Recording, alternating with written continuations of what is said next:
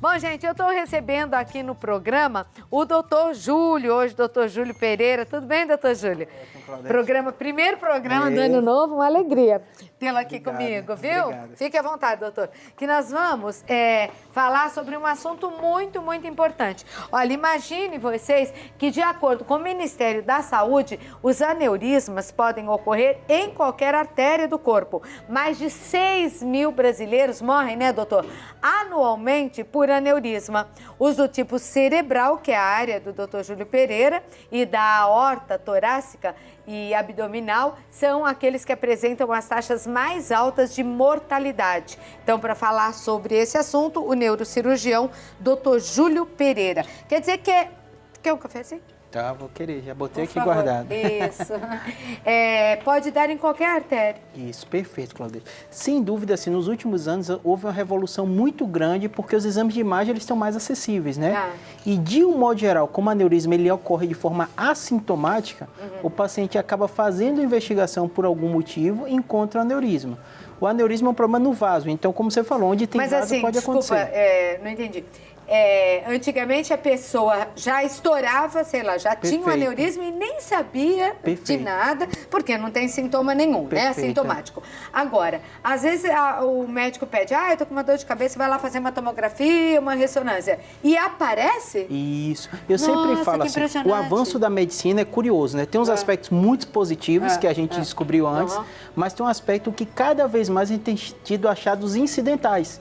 A pessoa vai fazer um exame procurando uma coisa, o que eu mais vejo no consultório é enxaqueca, né? A pessoa conta a história, é uma enxaqueca clássica. Aí na investigação o médico achou por bem estudar o vaso e encontrou aneurisma. E você tem que convencer a pessoa que não tem relação o sintoma da enxaqueca dela com o achado do aneurisma. Porque o aneurisma, você Ele já é falou, assintomático. assintomático. Perfeito. Agora, a investigação era para uma coisa, acaba encontrando outra. Isso está sendo cada vez mais comum. Você sabe, doutor Júlio, que assim, conversando entre amigos, a gente sempre comenta, né? Nossa, nunca vimos tantos casos de câncer como hoje em dia, nunca vimos tantos casos de aneurisma como hoje em dia. É porque hoje em dia também tem os exames mais precisos, né? Perfeito. Então, se encontra mesmo, né? Com certeza. Se está lá no comecinho, e graças a Deus, porque assim dá para Com cuidar. certeza. Tem aquele ditado, né, de quem procura acha, falando do ponto de vista negativo. Tá pensando nisso, o Silvio Santos, né? Isso, Aqueles loucos lá do SBT, é verdade, quem procura acha. Mas vai procurando. Eu gosto de falar com o paciente que tem um aspecto positivo disso, né? Porque assim, você descobrir uma doença, isso é bom de forma precoce, como aneurisma, porque você vai ter tempo de fazer a melhor decisão. Então, assim, descobrir por descobrir vai ajudar a orientar. Tá. Nós temos, né? Perfeito, vamos ali lá para ver. mostrar, então, quer ir até lá, Vou lá doutor? mostrar. Vamos ver. Perfeito. Então, aqui, ó. Aí tem tudo, sintomas, prevenção, fatores de Isso, risco, perfeito. né? Primeira coisa é a localização. Tá. Então, a gente tem alguns locais que podem dar. O aneurisma cerebral, é o que a gente vai falar agora. Então, assim, basicamente o que seria, Claudete? Seria um vaso que ele nasceu com a tendência. Todo mundo pergunta, é de nascimento, ele causa... Quais são os fatores de risco, né? O principal fator é genético, então a pessoa nasce com a fragilidade. Eu gosto de dar o exemplo das artérias como se fossem um cano, tubulação de casa. Então, nos locais que ela bifurcam, é onde a pressão do sangue, no caso, fica maior e pode formar uma pequena bolinha, que Quer é dizer, isso que a gente consegue ver aqui. Essa bolinha preta. Isso. Quer dizer, é genético, mas tem a ver com pai, com mãe, com Isso, família? esse é o principal fator. É? Além do fator Mesmo genético... que não tenha se manifestado nos outros? Mesmo que não tenha se manifestado. Em primeiro lugar, como os exames são novos, a gente está falando dos exames se popularizaram na década de 90. Sim. Então, a população mais idosa não descobria, né? E o segundo aspecto é o cigarro, que é um fator de risco importante, e a pressão alta. Porque, como eu falei, se é uma tubulação, se você tem um problema nessa tubulação que vai aumentando a pressão, esse vaso pode, que já tem uma tendência genética a se manifestar, e além disso, o cigarro, que é muito ruim para todas as artérias do corpo, inclusive para as artérias cerebrais. Mas aí o que o cigarro faz? Ele entope? Isso, o cigarro ele dá um desgaste das artérias. Por isso que quem fuma tem maior chance de várias doenças, câncer e inclusive maior chance de infarto, de AVC e também da formação de aneurisma. Por isso que é um problema, sem dúvida, que a gente vê falando o tempo todo na televisão. Sim. E com sentido, né? Próximo para a gente Vamos mostrar ver a próxima, também. então. Isso, é. Então, basicamente, Claudete, a gente já falou, né, dos tipos, agora vamos para os fatores de risco, né? Então, assim, os fatores de risco foi isso que eu falei, tá vendo? A pressão elevada, além disso, Pressão né? alta. Pressão alta, o colesterol, porque tudo que altera a parte da artéria, aquilo predispõe a uma obstrução e uma fragilidade. Mas os mais importantes é a pressão alta e o tabagismo. Ô, doutor, mas o colesterol alto, tá escrito ali também, né? Se o colesterol ruim é alto, mas o bom também é alto, um compensa o outro ou é perigoso do mesmo jeito? É bem curioso, Cláudia, essa sua pergunta, que eu até brinco com o paciente. Eu falo, a gente divide a medicina em especialista porque ninguém consegue estudar tudo, né? Mas você vê que o corpo é um só. Provavelmente você que tem tantos entrevistados de vários temas, você vê que o cardiologista fala a mesma coisa que eu estou falando aqui do cérebro. Os fatores de risco para infarto, né? Tabagismo, pressão alta, colesterol. Então, assim, para o AVC é a mesma coisa, para o aneurisma os fatores são parecidos também.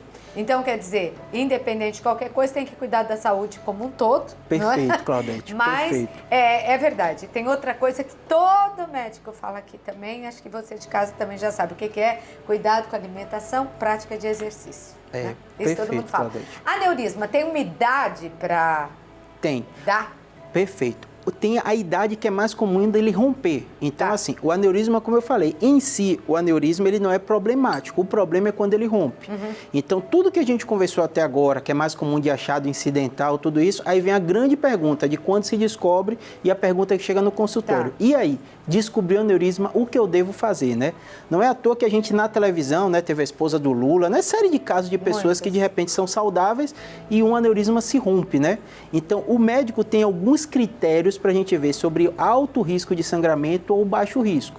Eu costumo dizer assim, que a maioria dos aneurismas que acho que chega no meu consultório, eu indico algum tipo de tratamento. Nós vamos falar deles daqui a pouquinho. Vamos para o próximo. Perfeito. Aí já vamos, sintomas. Sintomas a gente já falou. O sintoma, basicamente, a maioria é assintomático, mas quando rompe, é a pior dor de cabeça da vida, uma cefaleia súbita, confusão mental. Então eu falo, quando o aneurisma rompe, o paciente vai para o pronto-socorro. Mas a família já não tem rompeu, dúvida. não tem jeito, ele vai, é que nem acho que é dor do infarto, que muita gente fica perguntando, mas como é que é? Não sei o que, você vai saber, porque você vai precisar de ajuda imediata. Perfeito, Claudete. Então, assim, é isso. O grande problema é quando ele rompe, é uma das doenças mais graves que a gente lida na neurocirurgia. E dói demais. A dor é insuportável, o paciente às vezes rebaixa o nível de consciência, fica mais sonolento e tem, olha que índice altíssimo, é difícil encontrar na medicina, 50% entre mortalidade e morbidade grave. Então a história mais comum, até quando a gente vê na TV de algum famoso, né, que você, ele estava bem, de repente ele gritou, ai que dor, e muitos desses 50% não dá tempo nem de chegar no hospital. Morrem antes. Então, agora, assim, uma bolinha assim pode fazer tudo isso? Qual o grande problema? O cérebro é uma caixa fechada, o crânio, né? Então, qualquer alteração que aumenta o volume dá uma hipertensão intracraniana, por isso que o nosso cérebro é um órgão tão sensível, né? A gente vira e mexe e vê casos de traumatismo craniano, que é o mesmo raciocínio, bateu, fraturou, um sangue se acumulou aqui e a pessoa morre por hipertensão intracraniana.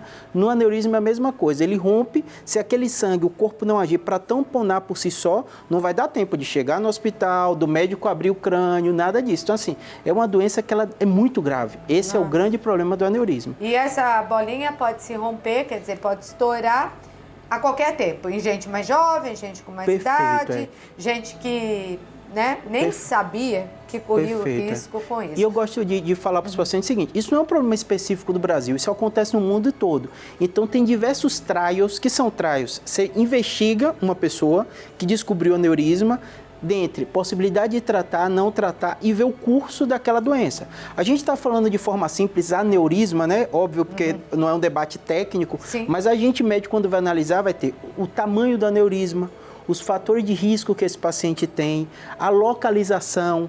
Então, assim, é bem curioso que, como eu falo muito aqui, tem um canal do YouTube, recebe muita pergunta, e você também recebe, e às vezes a gente não consegue responder porque a pessoa quer uma situação específica, e cada pessoa é muito diferente. O médico vai analisar todos os fatores individuais, localização do aneurisma e, de um modo geral, decidir sobre o tratamento ou não tratamento, que é o que a gente vai falar sobre um pouquinho também do tratamento agora. Vamos falar da prevenção? Depois do tratamento a gente fala aqui, tá? Que ainda tenho algumas perguntas. Prevenção.